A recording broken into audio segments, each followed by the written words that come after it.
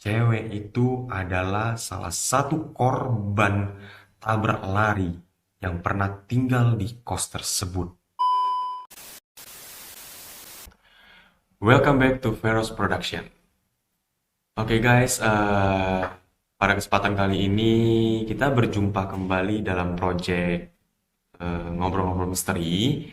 Dan terima kasih kepada teman-teman semua yang tetap setia di channel Veros Production. Dan pada kesempatan malam ini, aku akan men-share kembali pengalaman tentang eh, dunia-dunia gaib, dunia-dunia misteri, dan dengan episode yang berbeda kali ini. Nah, langsung aja kita ke topik. Mau di horor? Check it out. Oke, jadi beberapa minggu yang lalu aku dapat kiriman DM dari Instagram seseorang, ya aku sebut aja namanya si Mawar. Jadi dia itu katanya mau berbagi pengalaman dia selama dia itu kuliah di salah satu universitas di kota Bandung. Nah, jadi singkat cerita ini ya, jadi singkat ceritanya si Mawar ini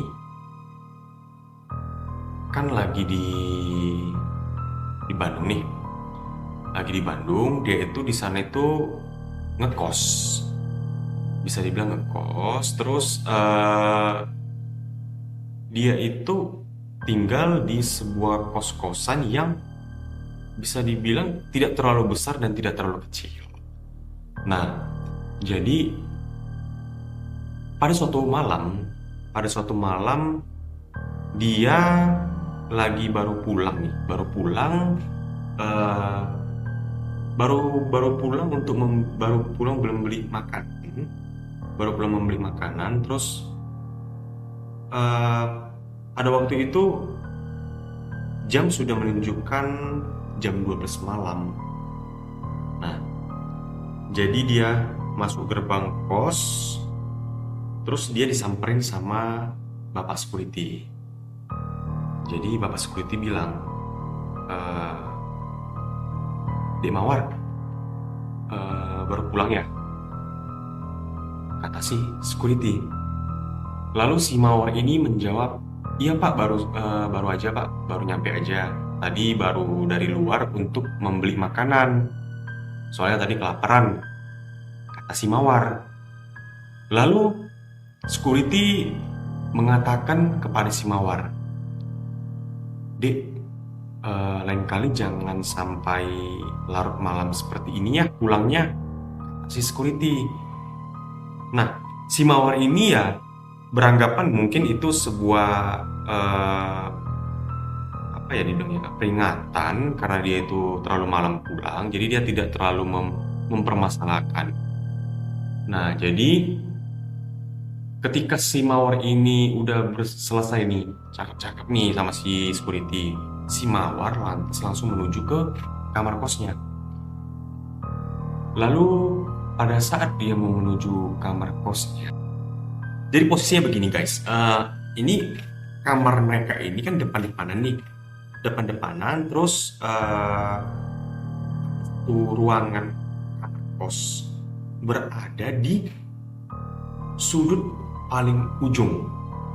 Nah, jadi menurut info yang saya terima nih dari si Mawar, sudut kamar paling ujung itu kosong. Ya, ingat ya guys ya.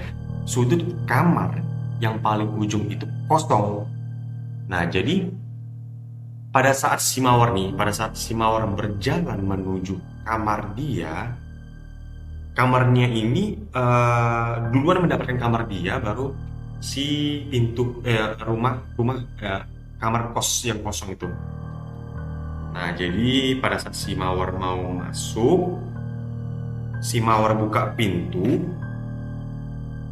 nggak lama ada muncul sesosok wanita. Wanita ini ya layaknya manusia gitu. Ya datang gitu bawa koper, terus bawa baju, bawa perlengkapan pindah gitu. Nah, si Mawar ini belum ngeh. Lalu si Mawar ini karena melihat si cewek itu eh, ngelewatin dia, si Mawar manggil si cewek, eh, Mbak, Mbak, baru pindah. Nah, si Mawar bertanya seperti itu. Dan kalian tahu guys, itu si cewek itu hanya noleh ke arah si Mawar, pasang muka sinis, dan gak ada menjawab pertanyaan dari si Mawar tadi. Yaudah, si cewek itu langsung cabut gitu aja. Lalu lantas si Mawar ini langsung bertanya-tanya dalam hatinya, lah ini orang ditanyain malah gak ngejawab. Tapi balik lagi, si Mawar tetap stay cool aja, positive thinking aja, gak ada mempermasalahkan masalah itu. Dia masuk ke kamar. Jadi sekitar pukul 2 malam, si Mawar ini masih belum tidur nih, masih belum tidur. Dia masih ngerjain tugas kuliahnya di laptop gitu kan. Nah, jadi pas si Mawar ini lagi ngerjain tugas kuliahnya di laptop, dia ke dapur nih, ke dapurnya buat teh gitu kan, buat teh. Terus dia balik lagi ke mejanya sambil kerja. Nah, kalian tahu guys apa yang terjadi di sini? Pada saat si Mawar mengerjakan tugasnya, pada saat si Mawar ngerjain tugasnya, ada tiba-tiba suara ketukan dari luar. Nah, lantas si Mawar bertanya, dan mungkin dia di situ dia agak-agak mulai ketakutan karena ya jam 2 malam siapa sih yang berani ngetok seperti itu kan gitu kan, apalagi itu komplek kos. Lalu dengan memberanikan diri, si Mawar ini pun mencoba membuka pintu. Dan ketika pintu dibuka, tidak ada siapa-siapa.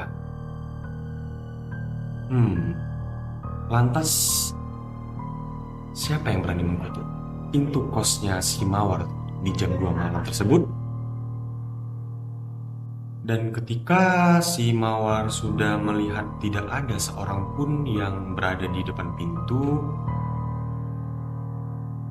si Mawar pun mulai merasa merinding, ketakutan, campur aduk, dan bertanya-tanya dalam hatinya, siapa sih yang mengetuk pintu tadi? Lalu si Mawar ini pun kembali lagi masuk ke ruangannya. Terus dia menutup pintu. Dan kalian tahu apa yang dilihat si Mawar? Mawar pun melihat sesosok wanita yang dijumpainya tadi di luar berada di kursi meja kerja dia.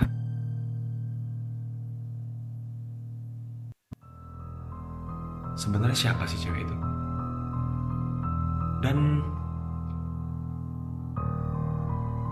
kenapa dia menteror si Mawar? Dan ketika si Mawar melihat cewek yang tadi dia lihat di luar berada di meja kerjanya, lantas Mawar kaget dong. Kenapa tiba-tiba dia bisa berada di meja kerjanya, padahal dia itu nggak ada masuk dari pintu. Lalu Mawar mencoba lagi menghampiri si cewek tersebut. Jadi gini guys, posisi si cewek ini menghadap ke laptop, si Mawar dari belakang. Nah, jadi ketika si Mawar ini menghampirinya, si Mawar menepuk pundak dari si cewek tersebut. Si Mawar bertanya, Mbak, Dari mana letaknya? Kok nggak nampak dari luar gitu? Dan kalian tahu guys, yang terjadi ketika si Mawar sudah menepuk pundak dari si cewek tersebut menoleh ke arah Mawar. Dan Mawar pun sekaget-kagetnya melihat wajah dari si cewek tersebut. Dan ternyata cewek itu adalah salah satu korban tabrak lari yang pernah tinggal di kos tersebut. Lalu ketika si Mawar ini kaget nih melihat wajah dari si sosok wanita tersebut, si Mawar pun jatuh pingsan. Terus nggak beberapa lama dia tersadarkan oleh security. Nah, security itu datang karena mendengar suara dari si Mawar yang menjerit. Jadi security itu datang terus membangunkan si Mawar. Nah, jadi si Mawar ini terbangun terus ya istilahnya seperti kayak nggak kayak masih orang linglung kayak bener nggak sih yang tadi. Nah, jadi si Mawar bertanya kepada si bapak security tadi. Dia tanya, "Pak, apakah benar di sini ada nunggu ya?" Kata si Mawar. Lantas si bapak security ini bilang, "Enggak lah dek, di sini mana ada penunggu. Mungkin adek capek karena pulang terlalu malam ditambah lagi ngerjain tugas." Nah, jadi si Mawar ini antara merasa percaya nggak percaya gitu dengan ucapan si bapak. Nah, lantas ya udah si Mawar hanya iyain aja gitu kan. Nah, terus ketika itu bapak itu sudah membantu si Mawar bangkit. Terus si Mawar pun mengucapkan terima kasih kepada si bapak karena sudah membantu. Nah, lalu esokan paginya Mawar ya masak gitu kan, untuk sarapan paginya. Lalu si Mawar ini ketika selesai memasak, dia mendengar suara dari luar, ada ketukan pintu, dan ternyata itu memang bapak security. Nah, bapak security ini pas ketepatan lagi belum sarapan. Jadi bapak security tanya kepada Mawar, "Dek, ada ikan nggak? Gitu, ada lauk nggak?" Gitu. Jadi si Mawar bilang, "Ada pak, ini ada masak lebih," kayak gitu. Jadi si Mawar pun memberikan sedikit lauk kepada si bapak security. Jadi bapak security terima lauknya. Terus bapak security tiba-tiba nanya seperti ini, "Dik, emang adik nampak sosok wanita seperti apa?" Katanya gitu. Lalu si Mawar menjawab pertanyaan dari si bapak tersebut, "Aku melihat sosok wanita putih, rambutnya panjang, terus punya tai lalat di sebelah kiri, terus wajah hancur sebelah." Kalian tahu guys, itu bapak security sontak langsung kaget sekaget-kagetnya. Karena apa? Karena dia ternyata kenal dengan si cewek tersebut. Dan memang benar, si cewek tersebut itu yang pernah ngekos di sudut kamar kosong. Lalu si bapak tanya, "Dek, dia bilang apa ke Dek Mawar? Apakah dia ada punya pesan tersendiri ke Mawar? Bagaimana?" Jadi si Mawar bilang, "Nggak ada pak, cuman ya saya kaget aja gitu, tiba-tiba bisa melihat seperti itu." Nah, lalu si bapak tersebut pun mulai sudah gak tenang gitu, karena menurut info yang beredar, ternyata si cewek ini dibunuh oleh pacarnya sendiri. Jadi cewek tersebut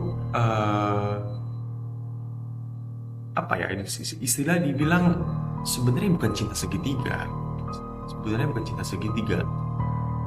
Cuman karena si cewek tersebut mungkin karena terlalu friendly dengan teman laki-lakinya, sehingga menyebabkan pacarnya ini cemburu buta. Lalu si cewek tersebut pada saat mau pulang ke kosnya, jadi pacar sendiri, dan menyebabkan dia tuh meninggal di tempat. Singkat cerita, karena rasa penasaran si bapak ini melihat kondisi di kos itu semakin sudah tidak memungkinkan, si bapak mencoba menggeledah kamar dari si cewek tersebut. Nah, ketika si bapak security mau mencoba menggeledah, si Mawar nanya, "Pak, ini nggak apa-apa digeledah kamarnya?" Lalu si security bilang, "Nggak apa-apa deh, kita mau cari tahu apa sebenarnya di dalam itu, dan ya mana tahu ada memberikan satu petunjuk kepada kita." Lalu Mawar dan security pun bersama-sama membuka kamar itu. Nah, jadi ketika mereka buka kamar itu, ya perlengkapan Mawar masih istilahnya masih ada tersusun sedikit-sedikit lah di situ, walaupun memang untuk tempat tidurnya udah dikosongkan. Masih ada tertinggal di situ lemari pakaian. Nah, jadi ketika mereka membuka lemari pakaian, mereka melihat satu buku milik cewek tersebut, dan isinya sangat mengejutkan Mawar. Jadi dia di buku diarinya si cewek itu tertulis bahwasannya cewek tersebut lagi hamil. Lalu ketika mereka sudah selesai nih membongkar ruangannya si cewek tersebut, lalu mereka keluar dari ruangan itu, dan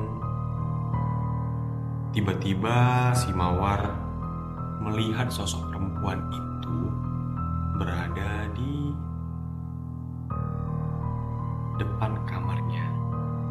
Lalu si Mawar kaget dan mengatakan kepada si bapak tersebut, "Cewek itu ada di depan kita." Lantas si security itu langsung pingsan, karena istilahnya si security itu belum pernah melihat sosok makhluk halus, dan tiba-tiba dia melihat langsung dengan mata kepalanya sendiri. Dia langsung pingsan. Tapi si Mawarnya ini tetap stay cool gitu loh, stay cool walaupun sebenarnya jantungnya itu sudah berdetak kencang gitu. Dan tiba-tiba si cewek tersebut mendekati dia, dan si cewek itu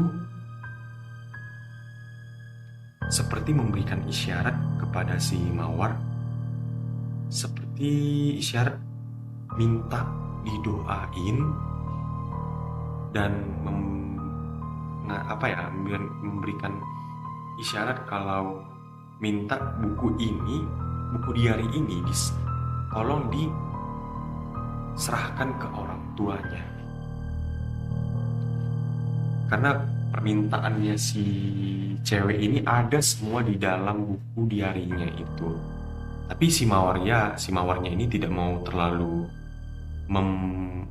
membaca semua isi ya si cewek tersebut. Cuman ya si cewek ini hanya meminta untuk Mawar menyampaikan pesannya itu kepada keluarganya agar dihidupi. Oke guys, jadi untuk hari ini sekian dulu cerita horor kita. Dan bagi kalian yang ingin men-sharekan pengalaman horor kalian, dapat men-DM ke Instagram Verus Production. Tetap stay tune di Verus Production dan jangan lupa subscribe, share, dan like. See you.